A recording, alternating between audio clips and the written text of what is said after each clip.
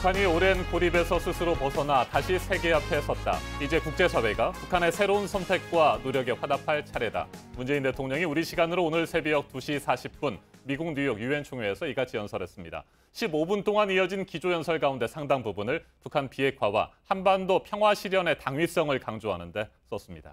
네, 북한이 평화의 길을 계속 갈 수 있도록 이번에는 국제사회가 이끌어줘야 한다며 국제사회의 책임을 강조한 건데요. 연설이 끝나고 북한 대표단이 박수를 친 건 지난해와 다른 모습이기도 했습니다. 9월 27일 목요일 아침엔 문재인 대통령 유엔 총회 연설 내용부터 전해드리겠습니다. 안태훈 기자입니다.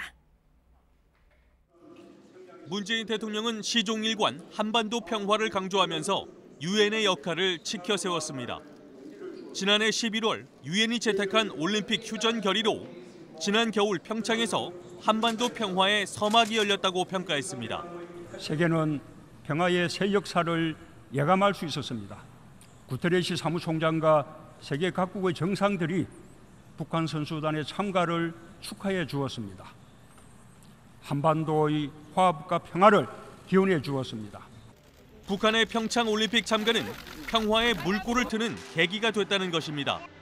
평창 동계 패럴림픽이 끝난 한 달여 후 남북 정상은 판문점에서 처음 만났고 유엔은 적극 지지해줬다고도 강조했습니다. 그러면서 이어진 북미 정상회담과 평양회담까지 지속된 만남에 유엔은 든든한 힘이 됐다고 말했습니다.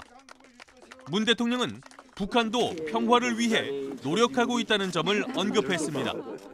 정권 수립 70주년을 맞는 9월 9일에는 핵 능력을 과시하는 대신 평화와 번영의 의지를 밝혔습니다. 북한은 오랜 고립에서 스스로 벗어나 다시 세계 앞에 섰습니다. 문 대통령은 이어 이제는 국제사회가 화답할 차례라고 목소리를 높였습니다. 김정한 위원장의 비핵화 결단이 올바른 판단임을 확인해 주어야 합니다. 북한이 항구적이고 공고한 평화의 길을 계속 갈 수 있도록 이끌어 주어야 합니다. 나는 국제사회가 길을 열어준다면 북한이 평화와 번영을 향한 발걸음을 멈추지 않으리라 확신합니다.